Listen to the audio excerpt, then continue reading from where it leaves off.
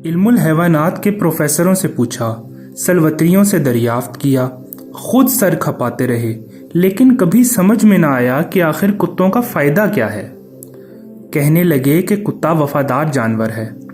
अब जनाब, वफ़ादारी अगर इसी का नाम है कि शाम के 7 बजे से भौंकना शुरू किया तो लगातार बग़ैर दम लिए सुबह के 6 बजे तक भौंकते चले गए तो हम लंडोरे ही भले। कल ही की बात है, रात के कोई 11 बजे एक कुत्ते की तबीयत जो ज़रा गुदगुदाई तो उन्होंने बाहर सड़क पर आकर तरह का एक मिसरा दे दिया। एक आध मिनट के बाद सामने के बंगले में एक कुत्ते ने मतला अर्ज कर दिया। अब जनाब, एक कोहना मश्क उस्ताद को जो गुस्सा आया, एक हलवाई के चूल्हे में से बाहर लपके और भिन्ना के पूरी गज़ल मक्ता तक कह गए। इस पर शुमाल मशरिक की तरफ से एक कदर शनास कुत्ते ने ज़ोरों की दाद दी। अब तो हजरत व मुशायरा गर्म हुआ, कुछ न पूछिए। कमबख्त बास तो 2 गज़लें सह गज़लें लिख लाए थे, कई एक फिलबदी कसीदे के कसीदे पढ़ डाले। वो हंगामा गर्म हुआ कि ठंडा होने में ना आता था।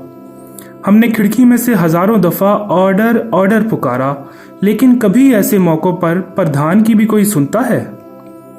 अब इनसे कोई पूछे कि मियाँ तुम्हें कोई ऐसा ही ज़रूरी मुशायरा करना था तो दरिया के किनारे खुली हवा में जाकर तब आजमाई करते। ये घरों के दरमियान आकर सोतों को सुनाना कौन सी शराफत है। और फिर हम देसी लोगों के कुत्ते भी अजीब बदतमीज़ वाक़े हुए हैं। अक्सर तो इनमें ऐसे कौम परस्त हैं कि पतलून कोट को देखकर भौंकने लग जाते हैं। खैर, ये तो एक हद तक काबिल तारीफ़ भी है, इसका जिक्र ही जाने दीजिए। इसके अलावा एक और बात है, यानी हमें 12 डालियां लेकर साहब लोगों के बंगलों पर जाने का इत्तफाक हुआ। खुदा की कसम, इनके कुत्तों में वो शाइस्तगी देखी कि अश अश करते लौट आए। जो ही हम बंगले के अंदर दाखिल हुए, कुत्ते ने बरामदे में खड़े खड़े ही एक हल्की सी निक कर दी और फिर मुंह बंद करके खड़ा हो गया। हम आगे बढ़े तो इसने भी 4 कदम आगे बढ़कर एक नाजुक और पाकीज़ा आवाज़ में फिर निक कर दी। चौकीदारी की चौकीदारी, मौसीकी की मौसीकी। हमारे कुत्ते हैं कि ना राग न सुर, ना सर न पैर, तान पे तान लगाए जाते हैं, बेताले कहीं के। न मौका देखते हैं, न वक्त पहचानते हैं, गुलबाजी किए जाते हैं। घमंड इस बात पर है कि तानसेन इसी मुल्क में तो पैदा हुआ था। इसमें शक नहीं कि हमारे ताल्लुकात कुत्तों से ज़रा कशीदा ही रहे हैं, लेकिन हमसे कसम ले लीजिए जो ऐसे मौक़ों पर हमने कभी सीता गिरा से मुंह मोड़ा हो। शायद आप इसको ताल्ली समझें, लेकिन खुदा शाहिद है कि आज तक कभी किसी कुत्ते पर हाथ उठा ही ना सका। अक्सर दोस्तों ने सलाह दी कि रात के वक्त लाठी छड़ी ज़रूर हाथ में रखनी चाहिए कि दाफ़े बलियात है, लेकिन हम किसी से खामखा दावत पैदा नहीं करना चाहते। कुत्ते के भौंकते ही हमारी तबई शराफत हम पर इस दर्जा गलबा पा जाती है कि आप अगर हमें इस वक्त देखें तो यकीनन यही समझेंगे कि हम बुज़दिल हैं। शायद आप इस वक्त ये भी अंदाज़ा लगा लें कि हमारा गला खुश्क हो जाता है। ये अलबत्ता ठीक है। ऐसे मौक़ों पर कभी मैं गाने की कोशिश करूं तो खरज के सुरों के सिवा और कुछ नहीं निकलता। अगर आपने कभी हम जैसी तबीयत पाई हो तो आप देखेंगे कि ऐसे मौके पर आयतल कुर्सी आपके जहन से उतर जाएगी। इसकी जगह आप शायद दुआए कनूत पढ़ने लग जाएं। बाज़ औक़ात ऐसा इत्तफाक भी हुआ है कि रात के 2 बजे छड़ी घुमाते थिएटर से वापस आ रहे हैं और नाटक के किसी न किसी गीत की तर्ज जहन में बिठाने की कोशिश कर रहे हैं।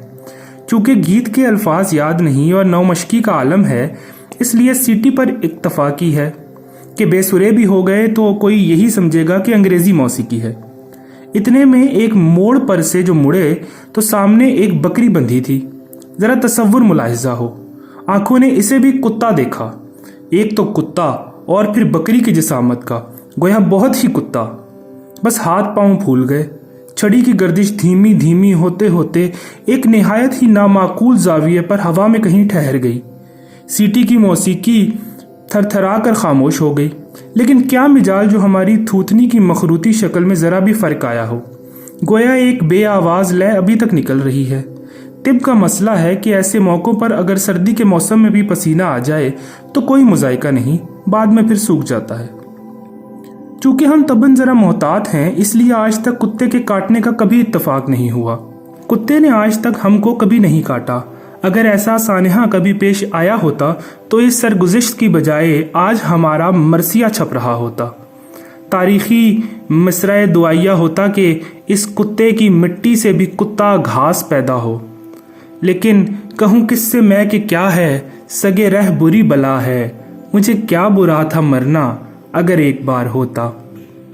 جب تک اس دنیا میں کتے موجود ہیں اور بھونکنے پر مصر ہیں، سمجھ لیجئے کہ ہم قبر میں پاؤں لٹکائے بیٹھے ہیں۔ اور پھر ان کتوں کے بھونکنے کے اصول بھی تو کچھ نرالے ہیں، یعنی ایک تو متعدی مرض ہے اور پھر بچوں اور بوڑھوں سبھی کو لاحق ہے۔ اگر کوئی بھاری بھرکم اسفند یار کتا کبھی کبھی اپنے روب اور دبدبے کو قائم رکھنے کے لیے بھونک لے تو ہم بھی چاروں ناچار کہہ دیں گے کہ بھائی بھونک، اگرچہ ایسے وقت میں اس کا زنجیر سے بندھا ہونا چاہیے۔ لیکن یہ کمبخت 2 روزہ سہ روزہ 2 3 تولے کے پلے بھی بھونکنے سے باز نہیں آتے۔ ایک باریک آواز ذرا سا پھیپڑا، اس پر بھی اتنا زور لگا کر بھونکتے ہیں کہ آواز کی لرزش دم تک پہنچتی ہے، اور پھر بھونکتے ہی چلتی موٹر سائیکل کے سامنے آ کر گویا اسے روک ہی لیں گے۔ اب اگر یہ خاکسار موٹر چلا رہا ہو تو قطعاً ہاتھ کام کرنے سے انکار کر دیں، لیکن ہر کوئی یوں ان کی جان بخشی تھوڑا ہی کرے گا۔ کتوں کے بھونکنے پر مجھے سب سے بڑا اعتراض یہ ہے کہ ان کی آواز سوچنے کے تمام قوا کو معطل کر دیتی ہے، خصوصاً جب کسی دکان کے تختے کے نیچے سے ان کا ایک پورا خفیہ جلسہ باہر سڑک پر آ کر تبلیغ کا کام شروع کر دے تو آپ ہی کہیے ہوش ٹھکانے رہ سکتے ہیں؟ ہر ایک کی طرف باری باری متوجہ ہونا پڑتا ہے، کچھ ان کا شور، کچھ ہماری صدائے احتجاج، زیر لب بے ڈھنگی حرکات و سکنات، حرکات ان کی، سکنات ہماری۔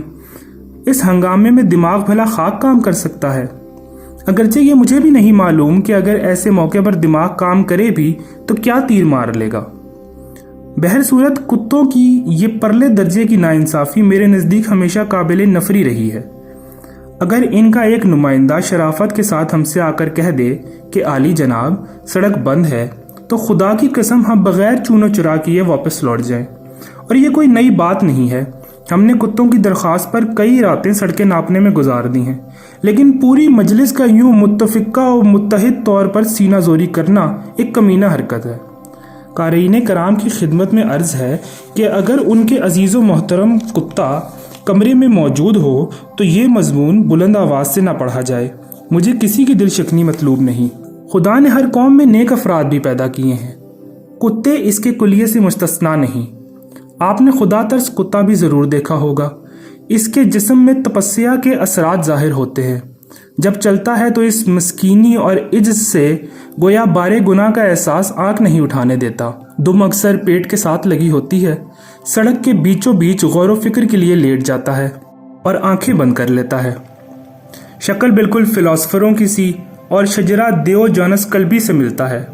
کسی گاڑی والے نے متواتر بگل بجایا، گاڑی کے مختلف حصوں کو کھٹکھٹایا، لوگوں سے کہلوایا، خود 10-12 دفعہ آوازیں دیں تو آپ نے سر کو وہیں زمین پر رکھے سرخ مخمور آنکھوں کو کھولا، صورتحال کو ایک نظر دیکھا اور پھر آنکھیں بند کر لیں۔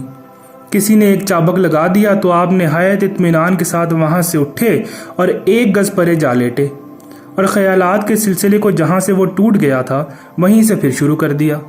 کسی بائسیکل والے نے گھنٹی بجائی تو لیٹے لیٹے ہی سمجھ گیا کہ بائسیکل ہے۔